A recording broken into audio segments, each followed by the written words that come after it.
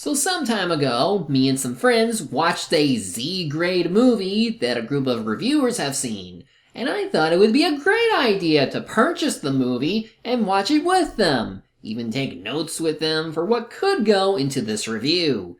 It was a truly enjoyable experience, for this really is one of the worst movies ever, but it's amazingly bad. You are not ready for the Suburban Sasquatch.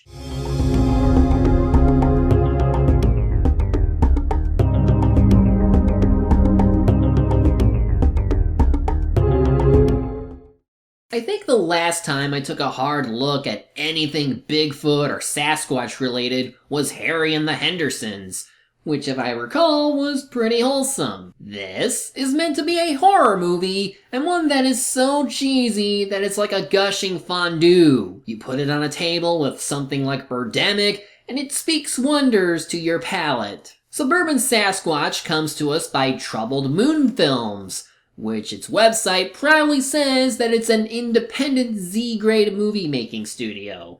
They've been around since 2002 and definitely are still operating, since otherwise, how did I get a physical copy of the movie? This was also when they made their first film, Fungicide, before the Sasquatch movie that came out in 2004. Their most recent film to date, according to their website, was The Adventures of the Haunted Hunted. Yeah, they have rather silly names for their films. The most notable person of interest happens to be Dave Wascavage, who, according to IMDb, not only directed this movie, but he's credited as a producer, a writer, an editor, a composer.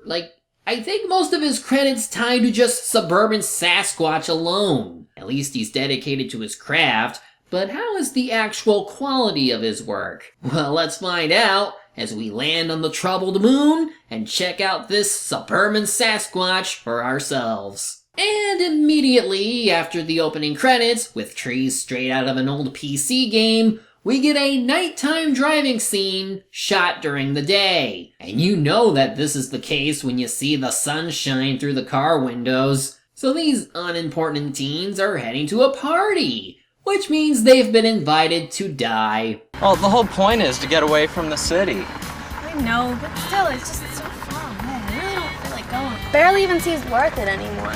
Oh, come on. Still, it's just so far and I just don't want to go. Too bad I haven't actually seen Birdemic to compare the stiff acting to, but when I do, at least I'll have this movie to compare clips with. Anyway, let us now see how this mysterious, seemingly teleporting Sasquatch that sucks at hiding does at attacking.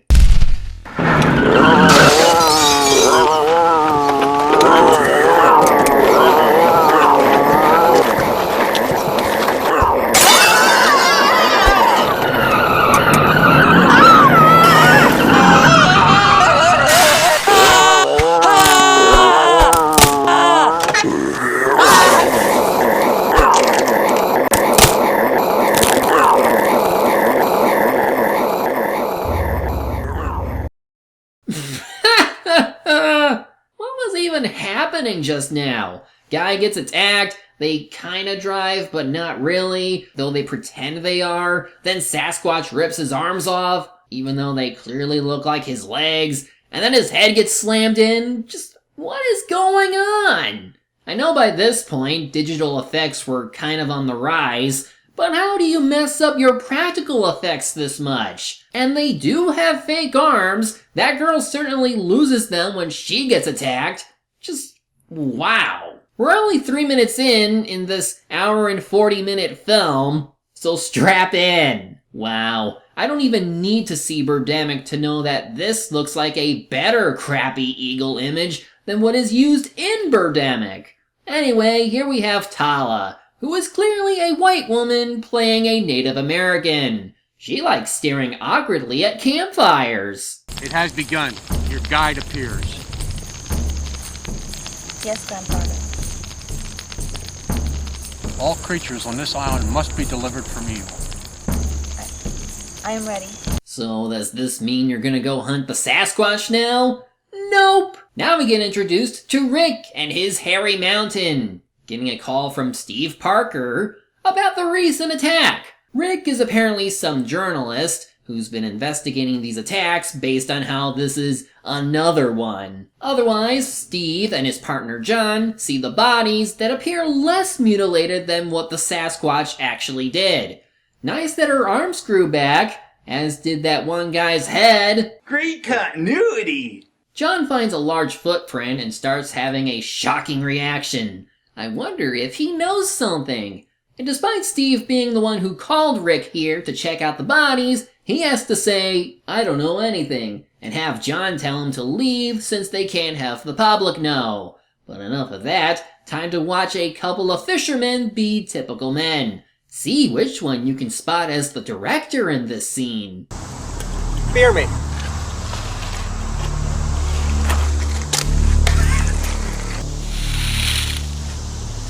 Hey, stop farting around.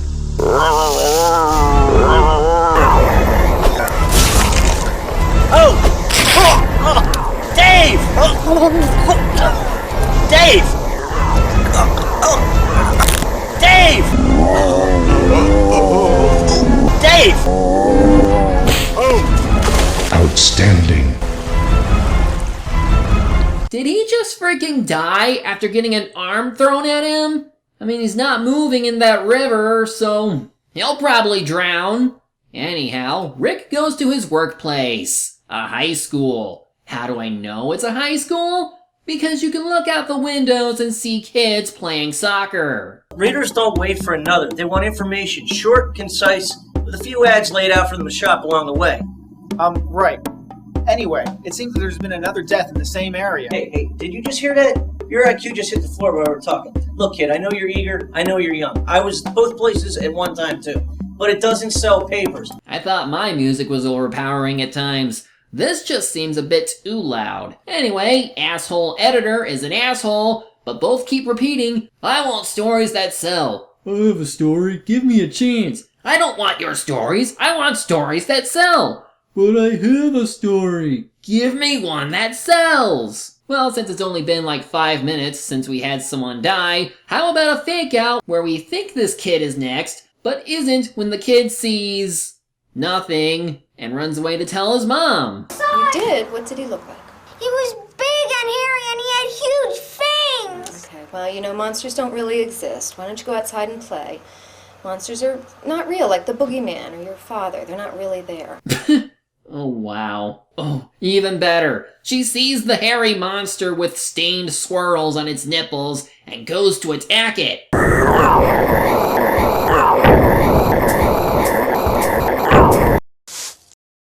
Just a sec. Almost got it.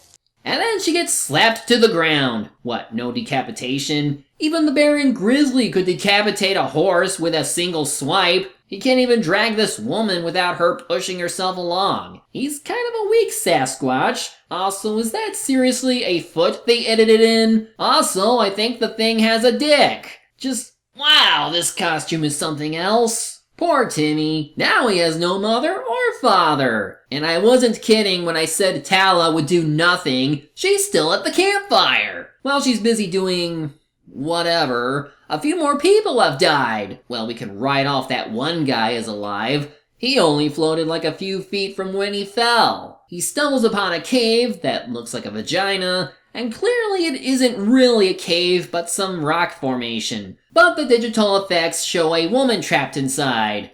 And now it's clearly a room with a tarp overlay. Well done. Oh, the monster's back. Time to flee. He gets found by John and he tells him that it was the Sasquatch. Now Tala is ready to go hunt, as now the Sasquatch is planning to hunt down a couple more high school girls. Hey, do you smell something? Like what?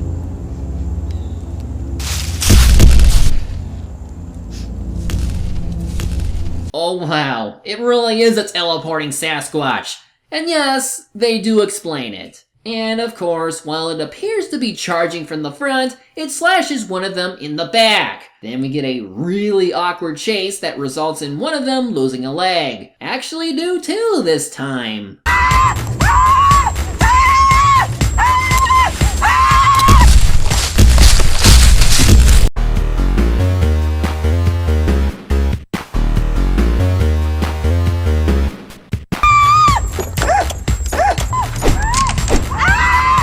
Well, she's dead, and of course she regrows that arm she just lost. And there it goes.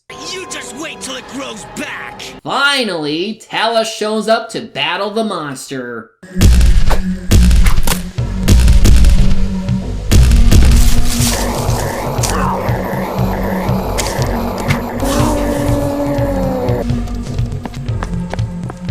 Well, I'm not chasing it. I'm out of here. Rick tries talking with some guy named Jackson about getting his story out, and we get exposition about the kind of person Rick is. Guy who dreams big, doesn't take things slow, and can't get women.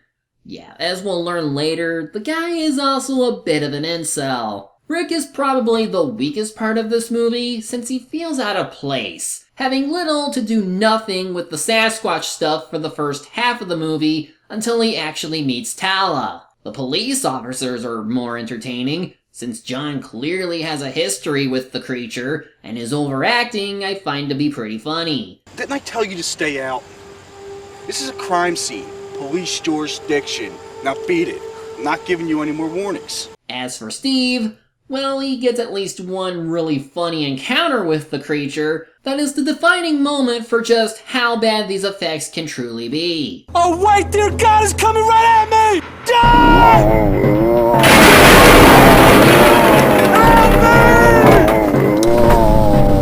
John! John, what is this? John!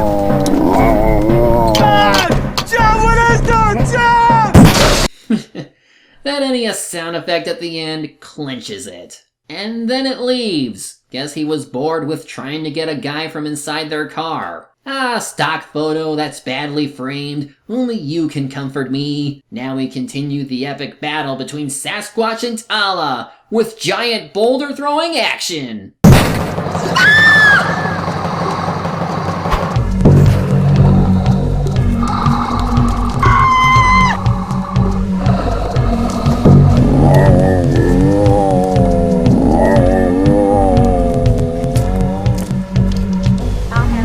Quietly, so not to disturb the neighbors. Can't fire real arrows because it's either not allowed or her aim sucks. Might be both. Rick consults his grandmother about the story and how it seems to relate to the jewel arrowheads that he found earlier. There was a watch I found that spoke to me, a story from God. I thought I was the storyteller in the family. Well, it's not the object that creates the story. It's only an object, after all. But how can an arrowhead give me insight? Go to the place you found it. But I was there. Then go back. God will give you your message. Look, but I don't believe. Then trust in what your grandmother says. I've never led you wrong before. Well, except for the time I took your advice on home insurance. Waste of money that was. Unfortunately, with this guy calling for a dog, you know what's coming.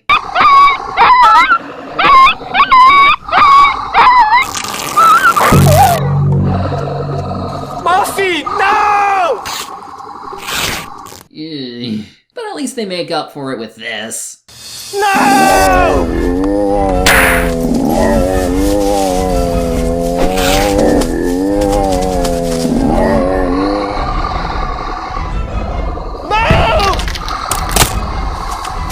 Well, Rick goes back to the last murder spot and tries to get God to answer. No response, though. Tala does use some psychic Native American power that I'm sure doesn't exist to track Sasquatch into another area, where this woman is eating a hot dog while the creature eats something. Symbolic? Now it wants the woman, who end up just going around in circles in this neighborhood, while it does the Naruto run constantly. They try calling the police, but they're no good. But at least Steve can tell Rick to get his ass over so he might see the damn thing for himself. Otherwise, it attacks and they end up near an open field that magically appeared within a wooded area.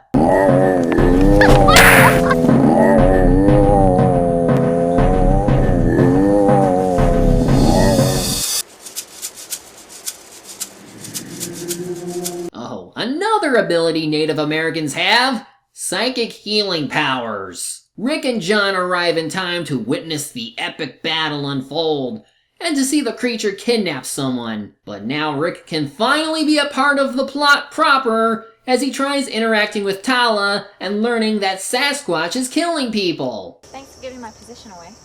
What? It's not like you were as quiet as a mouse. Great, someone who knows everything. Huh?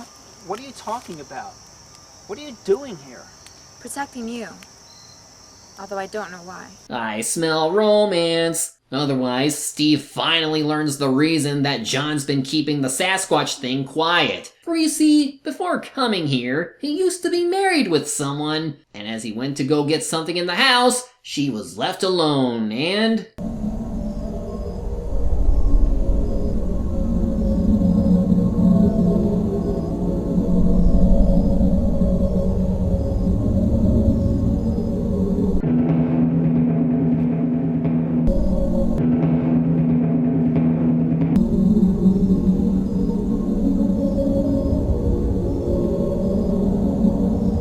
yeah, it goes about what you'd expect. His ass gets kicked, tries to use a rifle, and oh, I guess they can fire off a gun, but you can't actually fire an arrow. And then he gets his leg crushed before his wife is taken away. I had to move away from there, go east, start over. Start alone in a new town with no crime, no hate, all alone. I just never thought it would follow me here.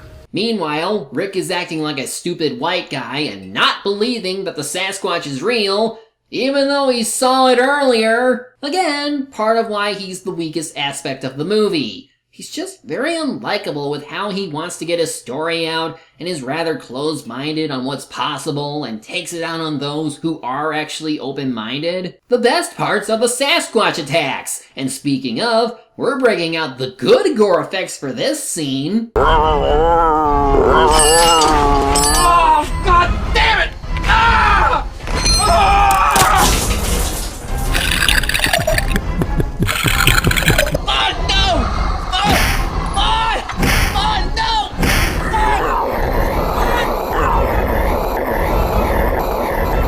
You hear something? Nope. Wait, I don't understand.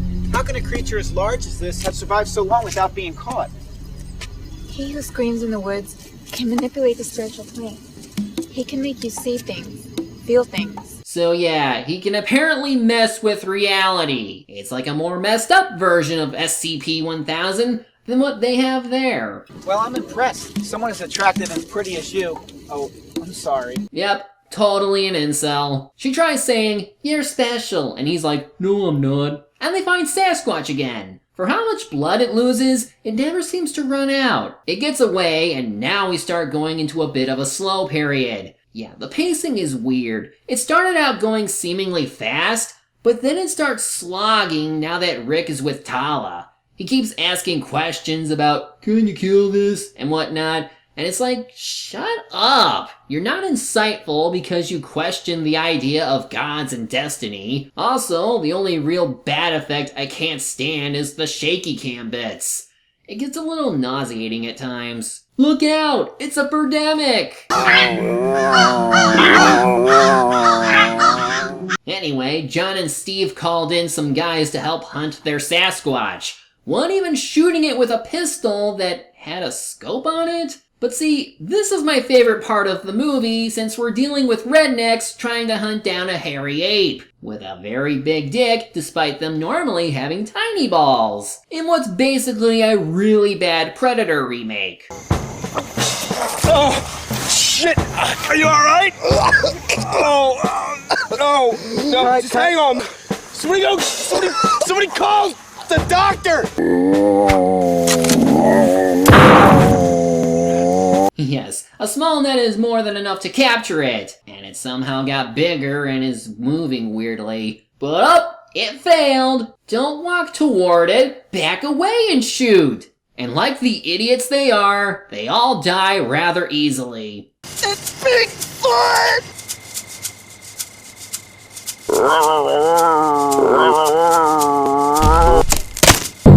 Fatality. Blah blah blah, I want to make money and tell my crappy stories! Blah blah blah. You should open up to God and do what you want. Anyway, they get ambushed and Tala is kidnapped. John and Steve investigate this house that might have been attacked and find...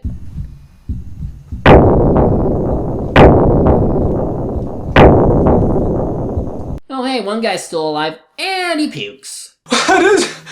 Oh my god. Either he's taking the attack rather well, or that was an outtake just now. Tala is now in the vagina cave, and along with that woman from before, are tied up. Anyway, what did he do to her? Awful. Oh my god, I'm so sorry.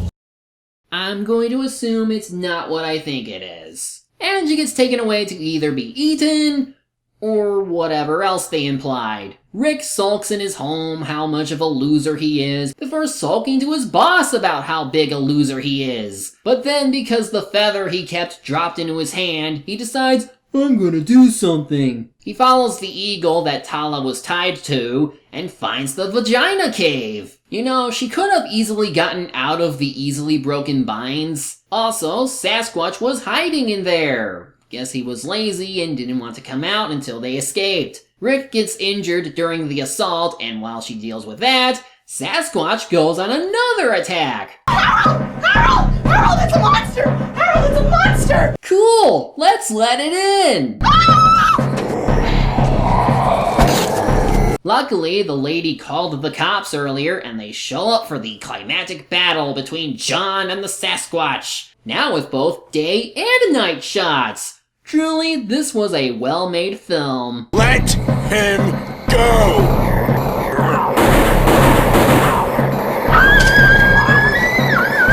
Fucking monster!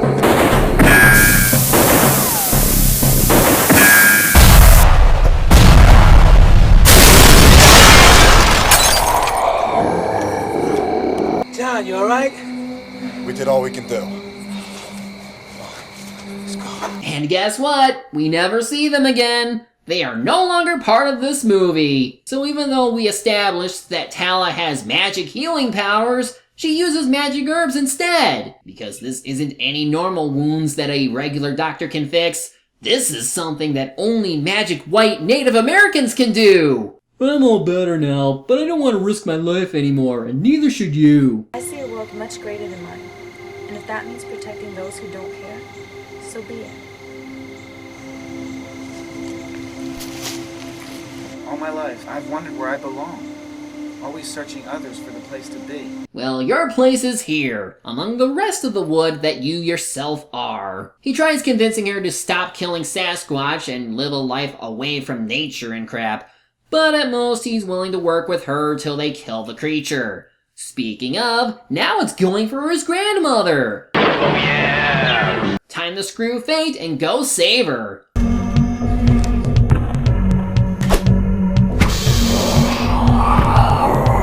Grandma!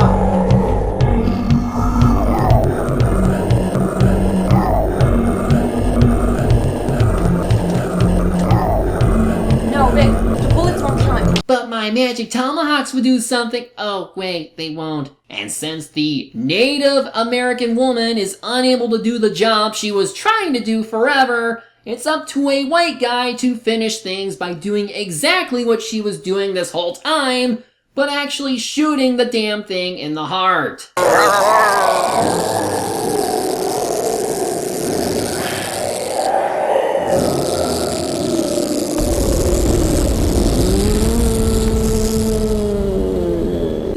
Good thing it imploded and not destroy the house they were in. Tala's light rash is enough to leave her near death.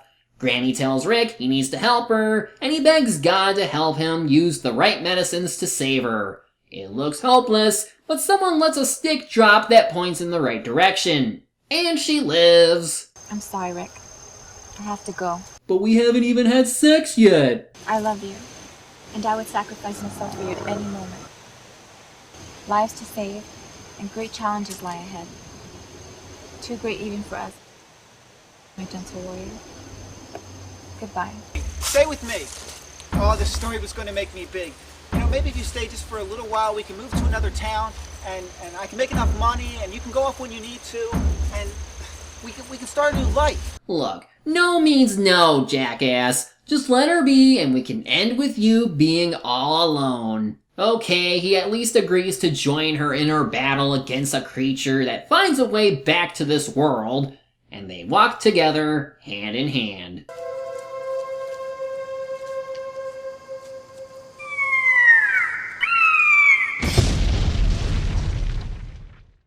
And so ends Suburban Sasquatch, and like I said, it's very bad, but also pretty hilarious at times. Like, to my understanding, they were serious about the kind of stuff they wanted to say and do, and while the dialogue isn't anything worthwhile, how they actually carry it out is something else.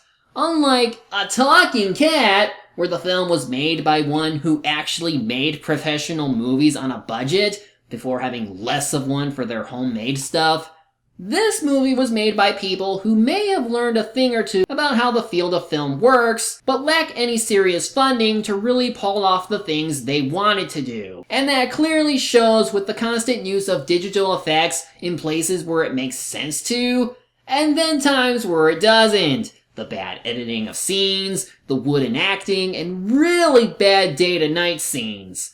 Yet, knowing that, it's amazing that a group of filmmakers who wanted to do a Sasquatch horror movie were able to go all out with it, and while not their best effort, it at least led to an entertaining experience. Of course, with how slow the movie can get toward the later half of the movie, this isn't something I would recommend seeing alone. This is something you have to see with friends on a bad movie night gig. You will find things that I may have missed or not brought up because there is so much wrong with how this movie was made that it would be wrong for me to just nitpick or point them all out. Otherwise, the story and characters are bad, but I can't say I was all that bored. In the right mood, this is one of the funniest Z-grade horror movies ever, and I highly recommend at least one viewing of it. I'm the Media Hunter. Media's my prey, and reviewing them my way. I love thee, to me I trust thee, I trust thee, I trust in thee.